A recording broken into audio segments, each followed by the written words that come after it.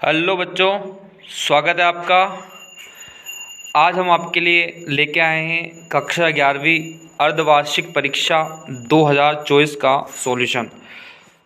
विषय है भौतिक शास्त्र और ये दोनों मीडियम में हुआ था, हिंदी मीडियम और इंग्लिश मीडियम। ठीक है, तो हम स्टार्ट करते हैं। अब अपने आंसर्स जो हैं आप मिलाते जाइएगा, आपने कौन कौन से आंसर सही किए, कौन से गलत किए हैं। ठीक है, तो देखते जाइए। ये रहा आपकी स्क्रीन पर क्वेश्चन नंबर फर्स्ट है आपका।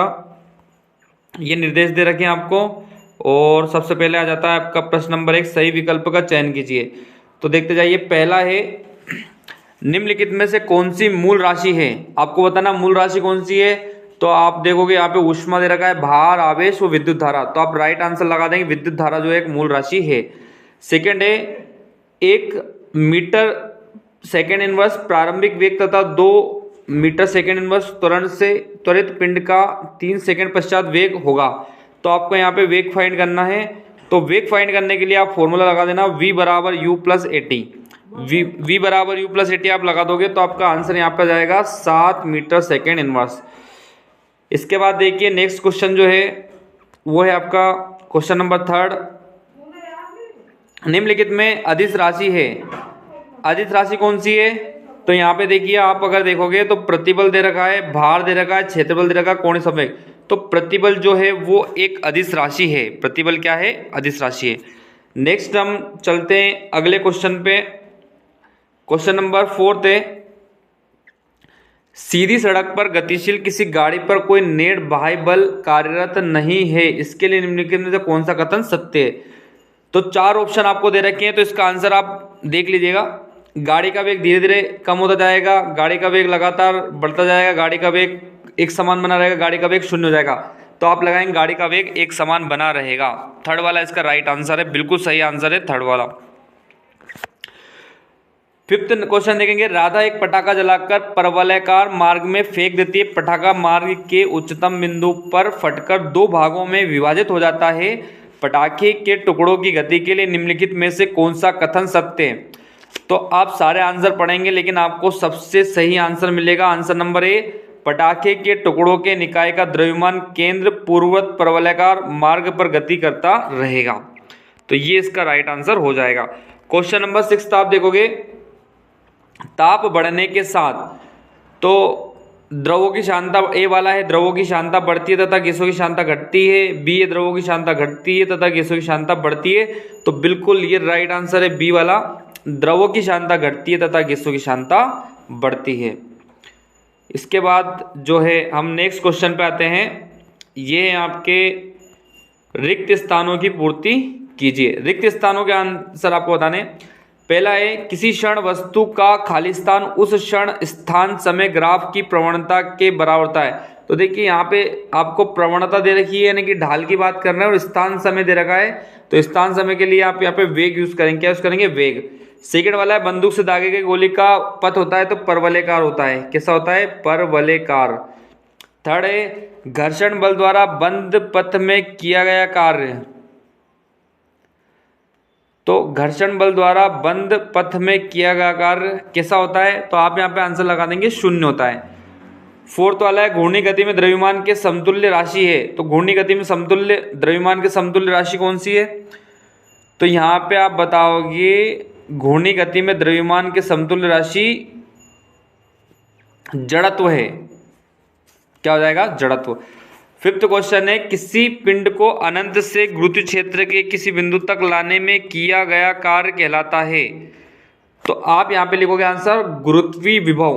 गुरुत्वीय विभव इसका आंसर हो जाएगा। 6th है आयतन प्रसार गुणांक।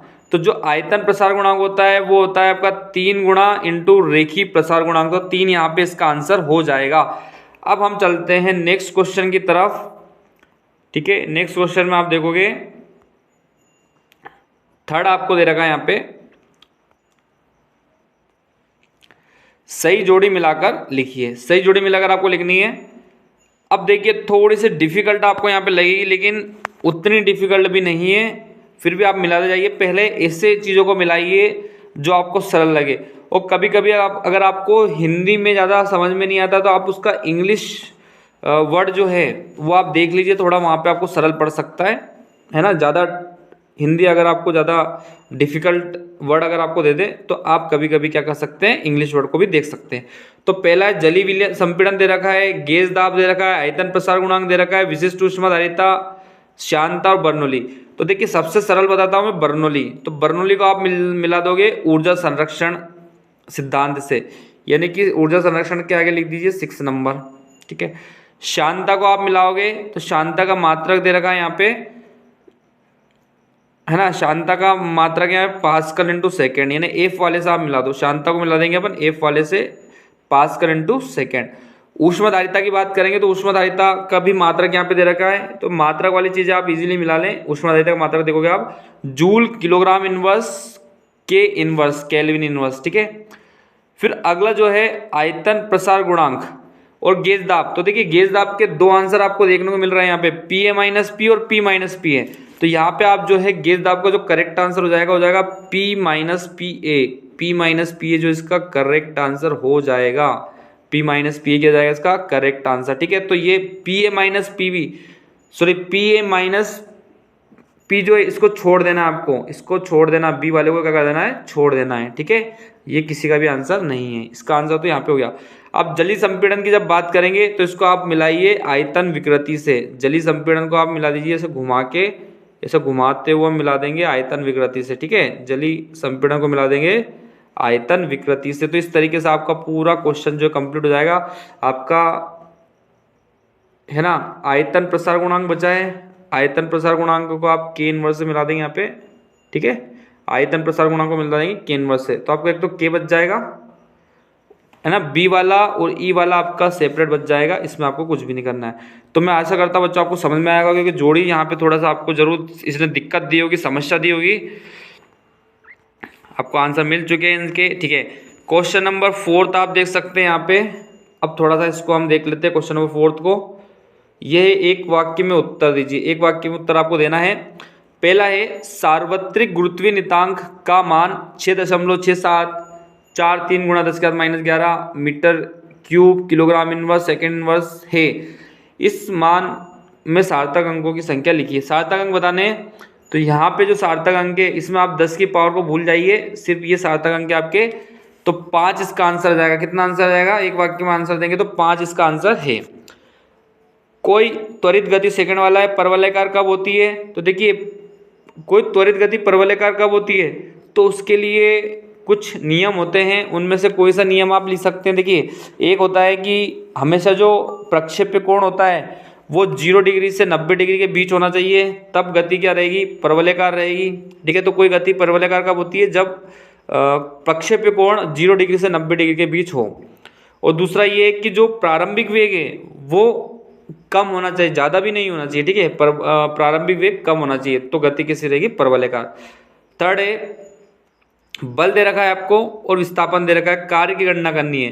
तो इसका जो आंसर है वो आ जाएगा आपका, जब आप इनका गुणा करोगे तो 31 जूल इसका आंसर आ जाएगा, 31 जूल इसका आंसर हो जाएगा।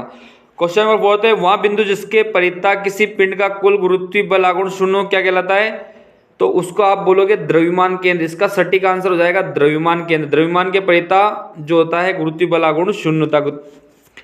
नेक्स्ट है चंद्रमा पर पलायन वायुमंडल नहीं होने का कारण क्या है, तो चंद्रमा पर वायुमंडल नहीं होने का कारण इसलिए वायुमंडल नहीं होता है क्योंकि वहां पर पलायन वेग का मान कम होता है, ठीक है। तो आपको लिखना है कि चंद्रमा पर पलायन वेग का मान कम होता है, इसलिए वहां पर वायुमंडल नहीं होता है। किससे कम होता है, तो वो होता है वायु का जो वर्ग माध्य मूल मान होता है, वायु का वर्ग माध्य मूल जो मान होता है वायु के वेग का वो ज़्यादा होता है, और चंद्रमा पर जो पलायन वेग होता है वो कम होता है, इसलिए वहाँ से हवाएं जो होती है, वायुमंडल जो होता है वो पलायन कर जाता है। तो ये क्वेश्चन आपको समझ में आ गया होगा। नेक्स्ट हम देखते हैं प्रश्न क्रमांक 5 है, इसमें सत्य सत्य आपको बताना है, ठीक है। तो इसको जल्दी से हम निपटा देते हैं। इसमें जो है आपका पहला, एक समानुवर्ती गति में त्वरण वेग के लंबवत होता है, तो सत्य है क्या, सत्य। तो इसमें आपका जाएगा सत्य, ठीक है, क्या जाएगा, सत्य। सेकंड वाला है पानी पर तैरते हुए एम द्रव्यमान की एक कॉर्क पर नेट बल mg लगता है, तो यहाँ पे आंसर हो जाएगा गलत, क्योंकि नेट बल लगता है 0। थर्ड है शून्य स्थिति ऊर्जा का बिंदु चयन स्वैच्छिक होता है, शून्य स्थितिज ऊर्जा का बिंदु चयन स्वैच्छिक होता है, तो ये क्या हो जाएगा, गलत है ना। शून्य हम चयन यहाँ पे नहीं कर सकते हैं। ये शून्य कहाँ पे होती है, स्थितिज ऊर्जा अनंत पर होती है। फोर्थ वाला है गुरुत्वाकर्षण बल द्वारा बंद पथ में किया गया कार्य शून्य होता है, तो बिल्कुल राइट है ना। क्या हो जाएगा, राइट। रबड़ तांबे से अधिक प्रत्यास्थ है, तो ये गलत है। तांबा ज़्यादा प्रत्यास्थ होता है अब रबड़ की तुलना में। तो बच्चों इस तरीके से आपको जो है आपके क्वेश्चंस के आंसर मिल गए होंगे। आशा करते हैं आपको क्वेश्चन समझ में आए होंगे सभी। और इसके अलावा भी अगर आप क्वेश्चंस देखना चाहते हैं तो मैं यहाँ पे आपको क्वेश्चंस बता देता हूँ। कुछ न्यूमेरिकल्स पर भी हम चर्चा कर लेते हैं, ठीक है। मैं आपको कुछ फॉर्मूले बता देता हूँ। जैसे यहाँ पे आपको क्वेश्चन दे रखा है,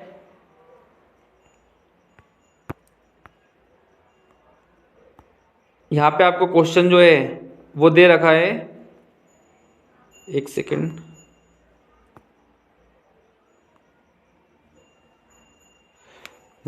दो उपग्रहों की उनके ग्रह से दूरियों का अनुपात कितना दे रखा है, 1:4। उनके परिक्रमण कालों का अनुपात ज्ञात कीजिए। तो आप यहाँ पे फॉर्मूला लगा दीजिएगा, T1/T2 है ना, T1 का स्क्वायर बटे T2 का स्क्वायर बराबर जो R1 का स्क्वायर, R1 का क्यूब और R2 का क्यूब होता है वहाँ पे 1⁻³ और 4⁻³ ये आप लगा दोगे, ठीक है। जैसे आप सोल्व करोगे आपके पास आंसर आ जाएगा, ठीक है। इस फॉर्मूले से आप सोल्व करना और आप T1/T2 का मान निकाल देना, ठीक। तो ये क्वेश्चन आपका इस तरीके से हो जाएगा।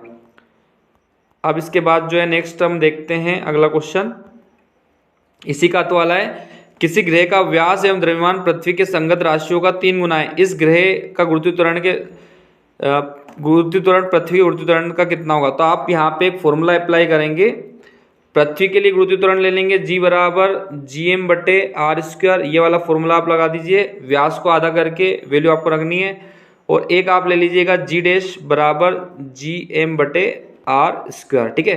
तो ये जो नीचे वाला रहेगा G', इस G' का आपको मान निकालना है। और यहाँ पे जो वैल्यूज रहेंगी, G से G तो आपका कैंसिल हो ही जाएगा, बाकी ये m/r² और m/r² है। तो ये वाला m/r² नए ग्रह के लिए जो आप 3 गुना मान रहे हो, और ये वाला जो है पृथ्वी के लिए रहेगा। तो आप इन दोनों को एक के डिवाइड में दूसरा करके आप सोल्व कर सकते हो, ठीक है। कुछ क्वेश्चंस मैं आपको बता देता हूँ। इसके बाद अगर आप देखोगे अगला विमी विश्लेषण वाला, तो ये आपको पता ही है इसमें करना क्या है। आपको 2 वैल्यू लेनी है, एक तो के लेना है और एक ये पूरी की पूरी वैल्यू लेनी है। के को आप LHS करके, अगर ये गतिज ऊर्जा है तो LHS में आपका जो आंसर आएगा वो LHS का आएगा गतिज ऊर्जा के लिए mL²T-2, ठीक है। ये अगर आपका आंसर आ जाएगा mL²T-2, तो फिर आपको क्या करना है, नेक्स्ट प्रोसेस में करना है, जब RHS लोगे तो आप इस वैल्यू को ले लोगे पूरा RHS, और प्लस को तो लगा रहना है, बस इसका विमी सूत्र और इसका विमी सूत्र आप निकाल दीजिए और दोनों के विमी सूत्र आपके क्या जाएंगे बराबर, तो आपका हो जाएगा LHS बराबर RHS, ठीक है। तो इस तरह से क्वेश्चन को सोल्व कर देना है। फिर आपको एक क्वेश्चन यहाँ पे दे रखा है, मान लीजिए एक सरल गोलक का आवर्तकाल, उसकी प्रभावकारी लंबाई L, गोलक के द्रव्यमान M, गुरुत्वाकर्षण G पर निर्भर करता है। विमी विधि का उपयोग करके दोलन काल का सूत्र निकालना है। तो आपको फॉर्मूला स्टार्ट करना है, T समानुपाती M L और G पर ये अगर निर्भर करता है तो इसकी पावर A, L की पावर B और G की पावर C लेना है, और इनके विमी सूत्र लिखकर और विमी सूत्र का क्या कर देना, आपको तुलना कर देनी है। तो इस तरीके से आपको जो है इन नए जो मात्रक हैं, मतलब नए जो आपके घात है, उनके मान आपको यहाँ पे मिल जाएंगे। इस तरीके से आप इसको सोल्व कर लीजिएगा। फिर हम बढ़ते हैं नेक्स्ट क्वेश्चन पर। सारे क्वेश्चन आपने पढ़े होंगे। इसके बाद हम चलते हैं अगले क्वेश्चन पे।